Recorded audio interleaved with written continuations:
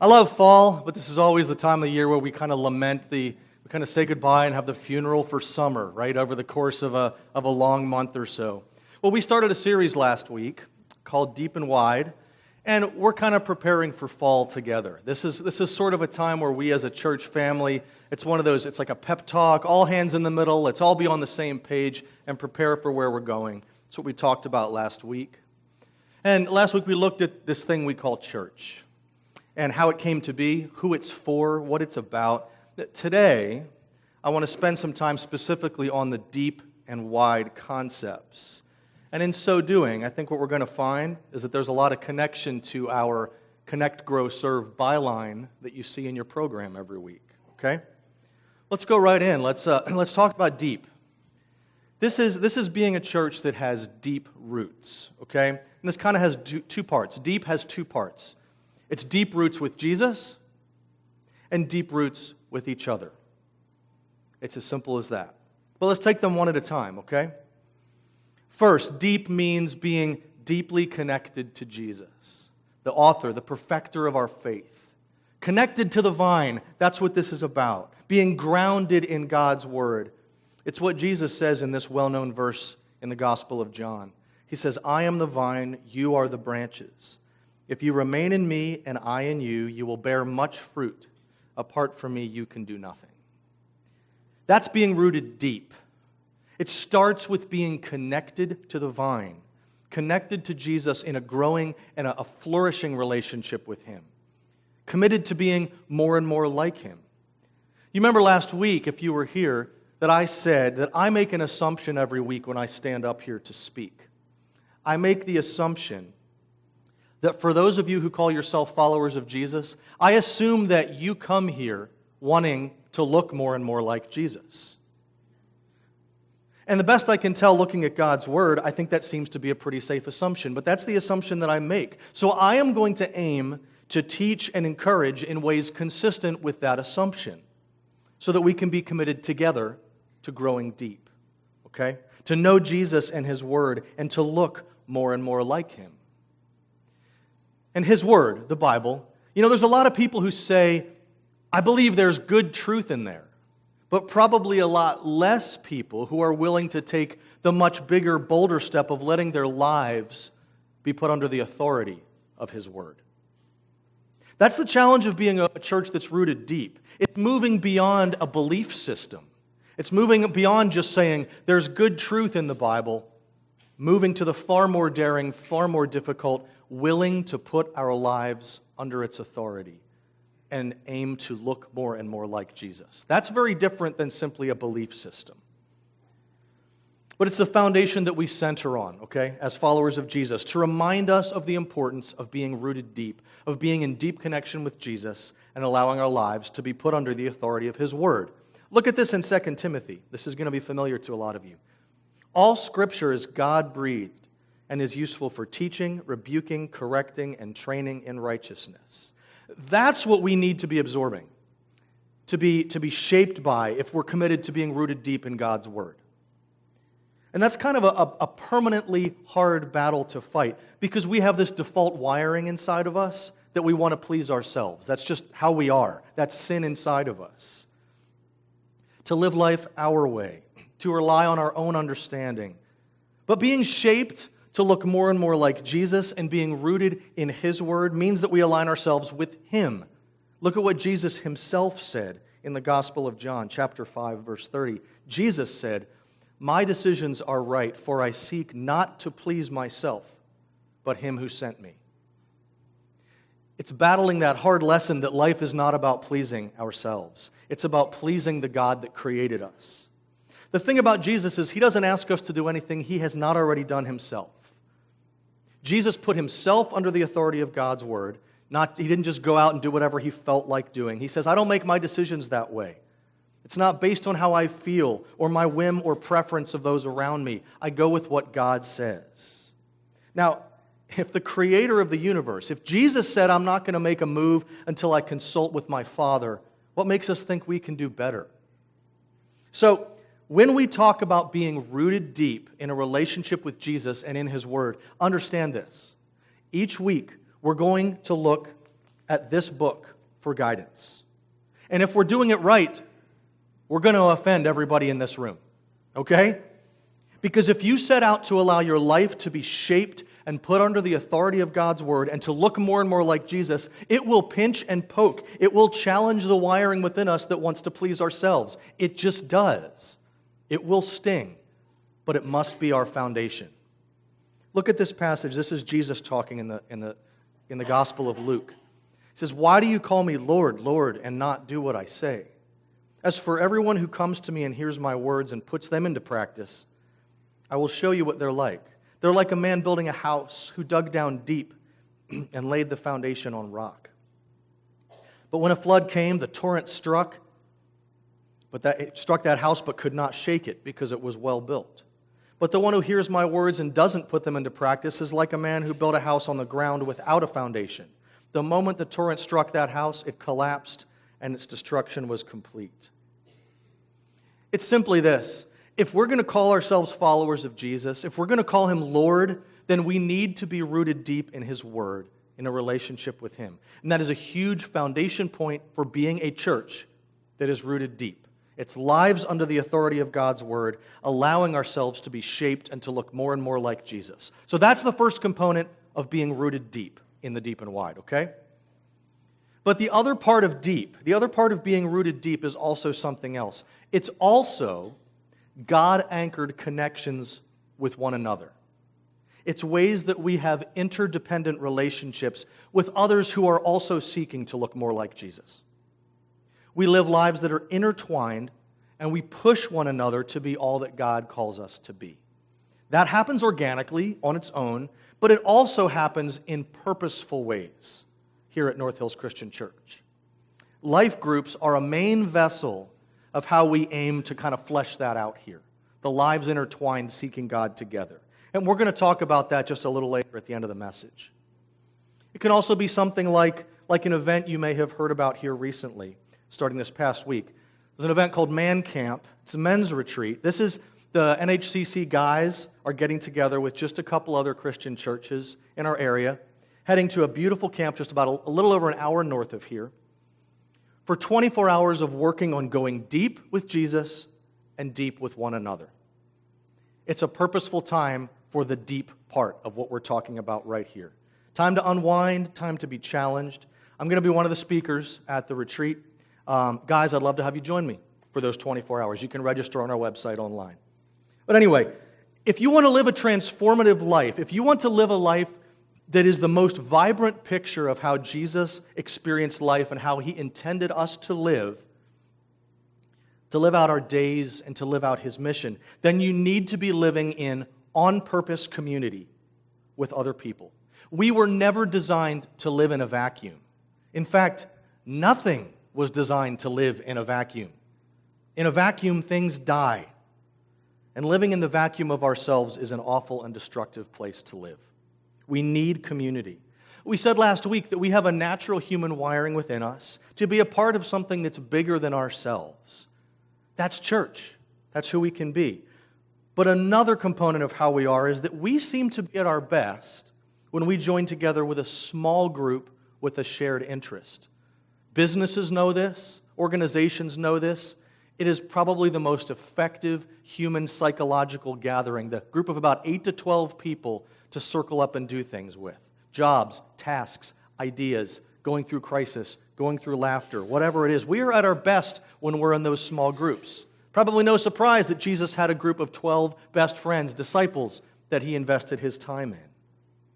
So we best mirror Jesus when we are circling up with others in real and vulnerable community. So here's the questions about that. Who is helping you to best follow Jesus? And who are you helping to do the same?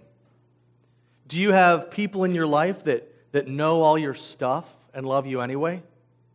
People who encourage you and pray for you and are willing to ask you those hard questions that you don't want them to ask, but you know they need to?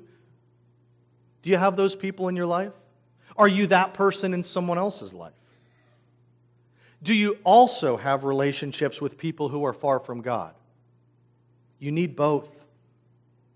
And let me suggest where you find these kind of relationships. It won't be simply from sitting in rows in this room. It comes when you sit in circles with other people in genuine community. It's why you can come to church every Sunday for a long time, and you of course know some people, but the ways that you most get to know them is in those shared experiences, not just here on Sunday mornings. Whether it's circling up and playing a board game, or whether it's in tears because you're praying for someone in a small group that is in a place of need. And everywhere in between. It's how community is experienced.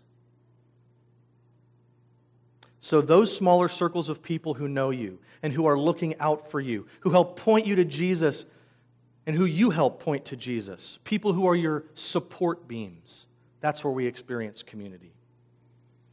You know, I'm the cook of the house. I always have been. I do the grocery shopping, that kind of stuff. And I remember when the triplets were very young, going anywhere in public with the kids when they were really young was always a story. But there was this one episode, we were at Giant Eagle shopping, and they were maybe about a year old. They were just at the tail end of the baby food years.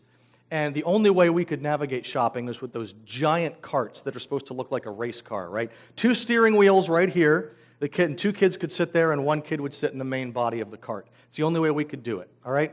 Well, this particular time I had a whole bunch of coupons for obvious reasons. Trying to keep things financially moving in those days could be a challenge. Well, at this particular Giant Eagle that I shopped at, the baby food and baby products and diapers were on one side of the aisle, and the other side of the same aisle were feminine products, okay? So I pull into the aisle, and I get out my coupons, and I know I have to buy a bunch of baby food. We feed a lot of people here in this house, so I'm going through coupons. I'm picking out the stuff. I'm looking for the sales. Cart is parked over here. As I'm going through things and picking stuff out, and I'm in my zone here with trying to make the dollars crunch, and I hear what sounds like, I don't know, the sound of soft tissues or something hitting the ground. I didn't think much of it because it was a very light sound. When I finally turned around, putting the last things in and got my coupons, got my stuff, I see Everett, who had been sitting in the main body of the cart, who had grabbed a value pack and torn it open and really liked those torpedo-shaped things and was launching them all over the grocery store aisle. I was speechless. Just at the moment that I turned and discovered, probably 2 or 3 older moms who were shopping came down the aisle, and they no doubt saw my face. And I just remember one of them picking up her pace, coming towards me and saying, "Oh, honey." And through a combination of tears from laughter, but also concern, they said to me in no uncertain terms, they were very clear, they say, "You just keep going with what you need to do. We got this. We'll take care of it for you. Don't even worry about it." They were my support beams that day. They were my people. We need to be living in genuine, vibrant community with others and not just trying to navigate life and faith in the awful vacuum of self. So deep is rooted in a life-changing relationship with Jesus and His Word, and deep is life-changing community with each other. That is a church that's rooted deep, okay? That's the first half of the deep and wide concept. Now that we've talked about the deep side of things, here's the deal. As we model authentic community, as we admit that we don't have it all together, as we allow ourselves to be vulnerable to those we share life with, and at the same time are leaning on Jesus and allowing our lives to be increasingly shaped and molded into His image by being grounded in Him and His Word, what happens is we become beacons of grace and truth that are attractive to the outside world. What begins to happen is what we said last week. We begin to rub shoulders with the same kind of people that Jesus spent His time with. The people who looked nothing like Jesus are the people who most liked being around Jesus.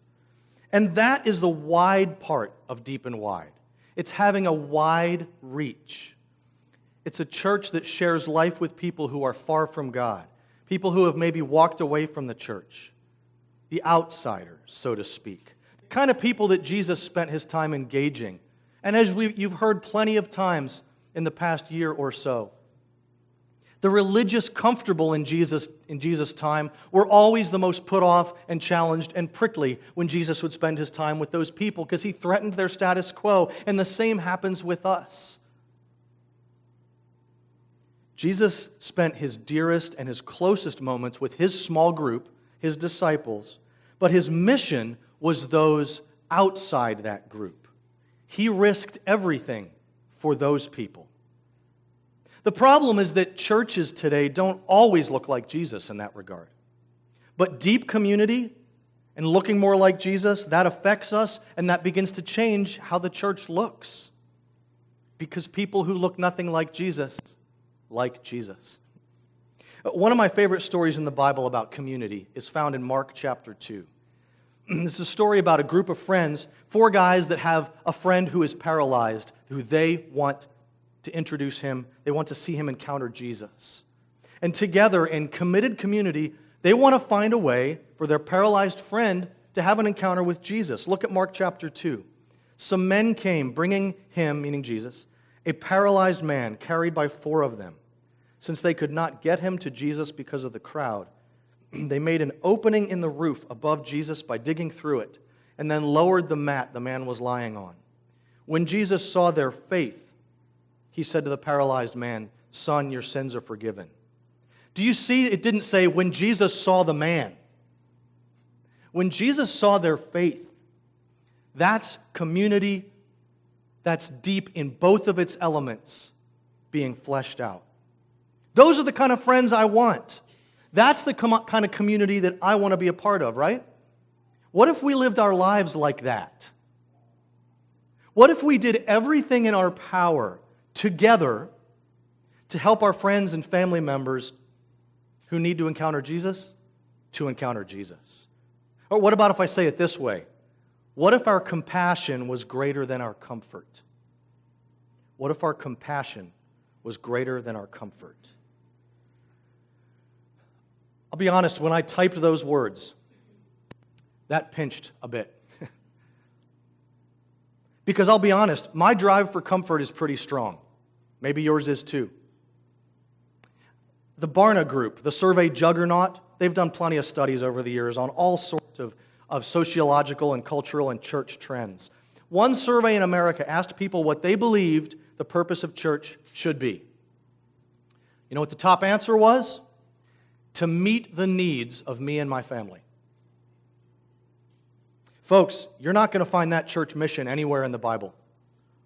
Now, did the early church experience their needs being met when they circled up in community? Yes, because that's a byproduct of what happened when you're living in small community. That's what we see in the early church in Acts. But the purpose, the mission of the church is and always has been to glorify God, to show His love for the world, to make disciples, to seek and save the lost. There is no shortage of times where Jesus is re-articulating that mission, that purpose. It's so easy, though, to lose focus of that. We're here for the same reason Jesus was here. And if you want to understand the mission of the church, look at Jesus. He said this in Matthew 28. And Jesus came to them and said, "All authority in heaven and on earth has been given to me. I'm the one starting this deal. I'm the coach. Therefore go and make disciples of all nations, baptizing them in the name of the Father and of the Son and of the Holy Spirit, and teaching them to obey everything I have commanded you. And surely I am with you always, even to the very end of the age." That's our mission. Go and make disciples, not stay and please existing disciples. I've said this before, but I know this is not easy work. It is difficult, uphill, counterintuitive work, which is most likely why Jesus had to immediately say, "I am with you always. You're not doing this alone. I am here. I will help you." It's not easy work, but it is the work we must be in the business of. Consider this. Statistics show that 80 to 90% of most numerical American church growth is simply existing active churchgoers moving from one church to another. 80 to 90%. Now, of course, that'll happen. Lives and priorities change. I get that, of course. But what those numbers represent is the danger when a church becomes a consumer product for the already convinced Christians. When the gatherings that happen in a church building, in this building, begin to exist primarily for the benefit of the people already in the building, that's the danger and the temptation, because that's how we default as human beings. But like we talked about last week, that was never the church Jesus came to build. Pastor and author Carey Nieuwhof writes this. He says, "A church that is only about meeting your needs is a church that's focused on insiders while the world is quite literally going to hell. The heart of the Christian faith isn't about satisfying yourself, it's about dying to yourself.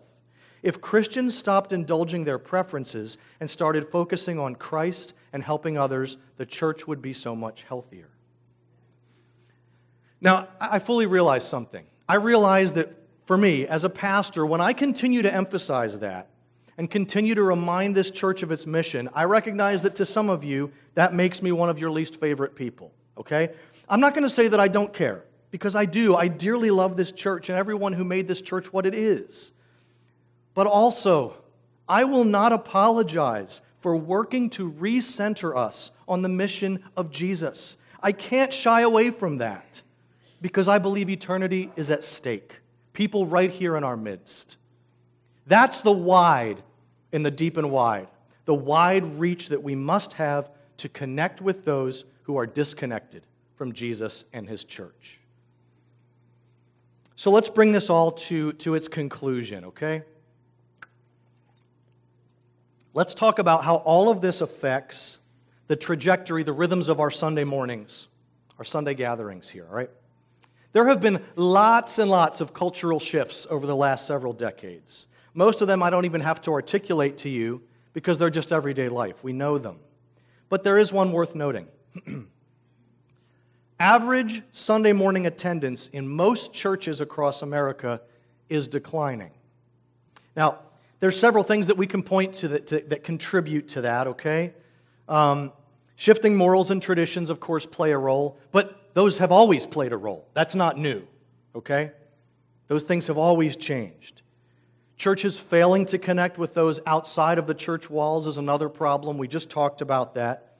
But let me tell you what the actual biggest reason for declining Sunday morning attendance is. Statisticians that study trends and stats that are way over my pay grade have been looking at these trends for a while. And here's what they found. This probably won't surprise you. In just about every church in America, regular attenders used to be people who went to church 4 weekends each month, maybe missing a Sunday just once in a while. But the reality now is people who show up once every 4 to 6 weeks consider themselves regular attenders.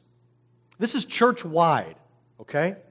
Church membership isn't necessarily declining in a lot of these instances. The same people are still in the database, still staying connected, still coming on Sundays. The difference is two crucial but connected words: consistency and commitment. And it's simply a mirror of our culture. Look at it this way, okay?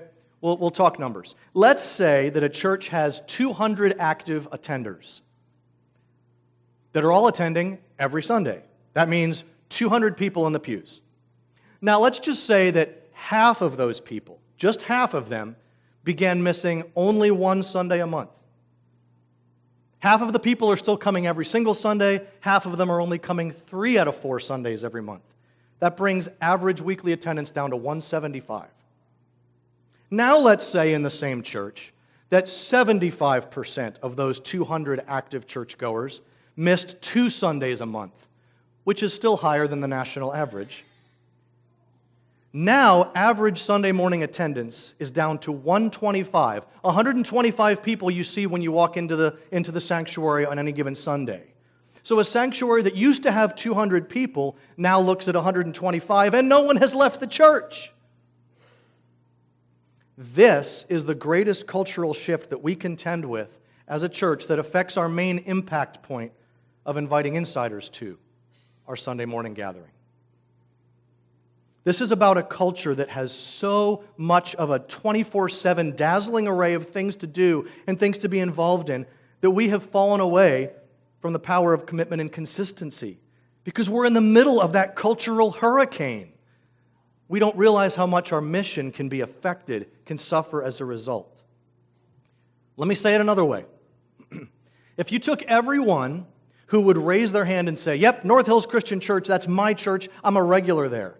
If that group of people who would raise their hand and say that came every Sunday, we wouldn't have enough seats for everyone. Not by a long shot.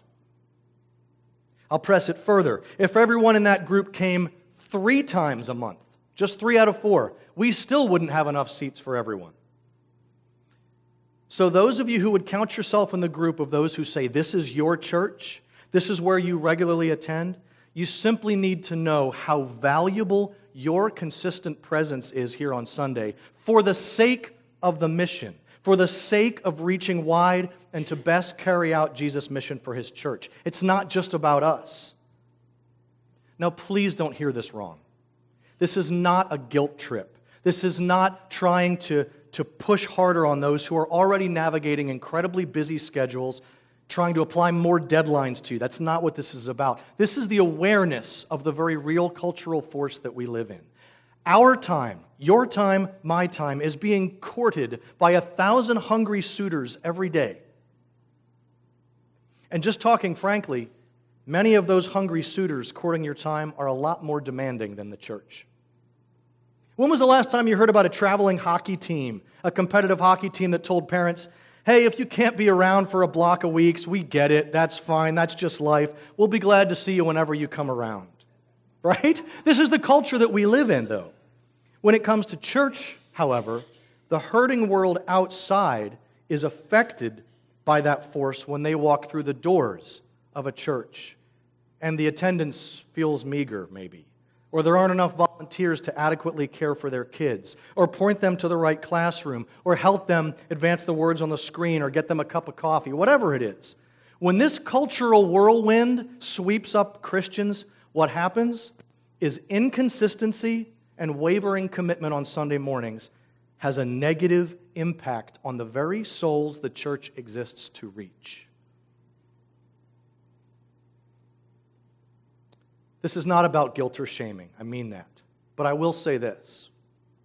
It can be about some reprioritizing. It really is possible.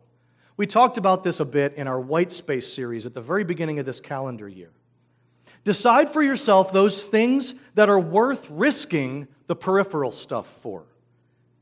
Things might need to be trimmed or cut entirely. It's not easy. Again, it's an uphill battle.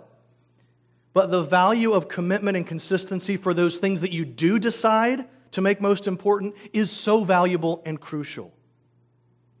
It's valuable and crucial to you and to the greater body that you commit to. So I want to encourage you in that way this morning. Because, you see, God brings new people through these doors regularly. And the consistency and commitment of our regulars is what allows there to be a framework to serve and minister to everyone who comes. From handing out programs, to playing music, to running slides, to helping in a kids' class, to passing communion, it all makes a difference. So I want to issue you a challenge this fall. Ethan, I can't take any more challenges. I want to challenge you to take seriously your commitment to be here every Sunday you possibly can. Both for your sake and for the sake of others who would come through these doors. And I urge you to be willing to go to battle with those things that might want to challenge your Sunday morning priority. Be willing to make a stand when needed, to say that powerful word no when needed to protect that Sunday morning commitment. It's not easy. It's not cushy and comfortable. It's also not impossible. I challenge you to galvanize that commitment and that consistency as we head into this fall. Now, remember how I introduced the series last week that we're ramping towards fall, we're kind of doing a pep talk, the all hands in, hey team, this is why we're here, blah, blah, blah. Okay, this is what we're going to do. Follow along with me here. I want everyone to take out the get involved card that you got this morning. Okay, you should have all gotten one as you walked in. If you didn't get one, there are some in the pews. Make sure you are holding one right now. Everybody get one, whether it's the one that you received this morning or one of the ones available in the pews, the Get Involved card, okay? Hold it in your hand. We're going to close out by talking about this. Everyone sitting needs to have one. If you're here and you call this your church, you need to be serving. It's a simple statement. You all have various gifts and passions and life experiences and availabilities. And you are important to this little C, as we talked last week, this little C body we call North Hills Christian Church, to work together for His mission. Now I'm going to pause. Keep holding your card. Don't drop it. You know what happens when a pastor stands up here and says the things that I've said about mission and then talks about the importance of serving and making a priority of attending? I'll tell you what happens. People get prickly and defensive. Don't guilt me, Pastor. Don't you dare tell me I need to do more than I'm doing. You have no right to make demands on my life and my time. Except, what do we all hear when we go to the parents' meetings for school board, for school band? Or volunteer parent meetings for football boosters, or baseball, or in the case of my kids, volleyball and choir groups. I don't know what it is for you, but here's what you usually hear. Okay, people, here's a list of the meetings that are mandatory. You miss more than 2 and you're out. We are serious about what we do here, and we don't want anyone doing it halfway. And as a parent, you're expected to sign up and contribute team snacks and drinks twice and serve at least 3 shifts at the concession stand during our season. And for the privilege of participating in this purpose-driven group of students and parents, the cost is fill in the blank. Why do we not even flinch when we get that from everywhere else, but as soon as the church asks you a nicer, more grace-filled version of that, you get all defensive and prickly? Why do we do that? I'm not going to apologize and soft-step God's mission for His church. If you're a follower of Jesus and this is your church, you need to come and you need to serve. But not just for your sake, for the sake of God's mission. And for your sake. It balances and changes our life perspective when we invest outside ourselves. It's an essential piece to understand Jesus' gospel mission, a mission where Jesus said He came to serve, not to be served. So what you're holding in your hands is a card for you to get deep and wide, to be a part of this living, breathing, connecting, growing, serving organism called North Hills Christian Church. So everyone holding a card, on the front side you'll see a whole bunch of ways you can tangibly be involved in some kind of serving team. Key word is tangible. Serving involves a degree of sacrifice. So if you're looking for a job position called person who prays for the church while watching Stranger Things in my recliner, or person who is the designated taste tester for the homemade cookies out there each week, that's not serving, okay? I mean, those cookies are the bomb, but that's not serving. So that's on the front side. On the flip side is about connecting and growing deeper. It's about small groups. It's about community here at North Hills Christian Church. But we're going to start with the front side, all right? Everyone holding this in their hand, looking at the front side that says Get Involved. What you have is roles for everyone here, men and women. Most of these are on rotation blocks, meaning you serve for a small block and then you're off for a larger block of time. I'd encourage you to think beyond yourself to how you can serve others. Maybe you're particularly comfortable in computer environments, and you're frankly pretty darn good at hitting a space bar. Well, you can help run slides every week, okay? Maybe you love the energy of young kids, or maybe you don't. But you're still willing to serve there anyway for the sake of the mission of God's church. Maybe you can help pass the trays, or you love to smile and meet people, and you could join the First Impressions team. Or for you, maybe your best time and availability is something like making meals for a meal team that ministers to family dealing with hospital time or difficulty. Or maybe coming to the office an hour or 2 a week and helping Sarah and Katie with programs and cards and copies. There's stuff here that can apply to just about everyone in this room. And I want to challenge every one of you to check off some things this morning. Maybe it's something you're already serving in. Reaffirm that. Check that box. Maybe it's some new things. I want to be clear, and in being clear, I'm going to continue to risk being unpopular. This is not I feel led or called to do this, or I'm going to go pray about this. This is you making a decision, okay? This is, you check it off, and you explore what it means to do that. You are not here to be a consumer. You are here to be a part of the movement that Jesus began, to seek and save the lost, to make disciples. So everyone, check some things off on that front side, okay? This is all hands in, team. That's what I said this was about. And just so you know, just to make you totally aware of the process, checking something off is not saying, yikes, I'm going to have to jump in and do something next week that I don't know how to do. No. Checking something off is simply you saying, I'm willing to talk to someone about this area and consider being involved. Okay? That's what it is. And someone will be in touch with you if you do that. It's this tough verse in Philippians when Paul says, do nothing out of selfish ambition or vain conceit.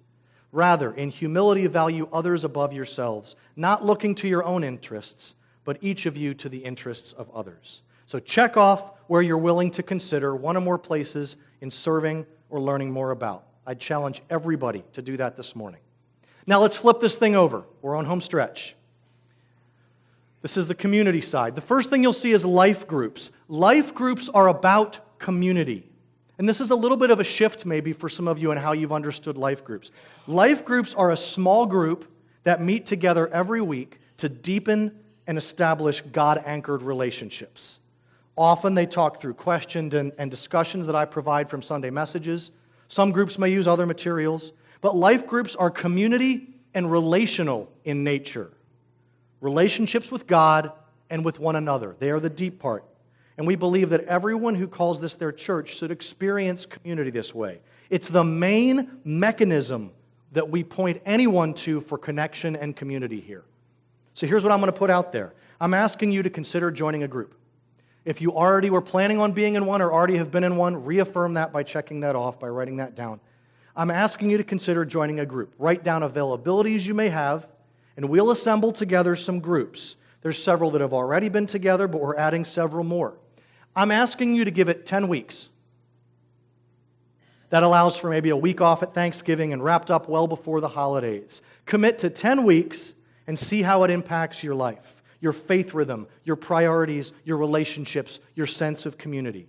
Give it 10 weeks, and then groups will break for the holidays and resume again mid-January.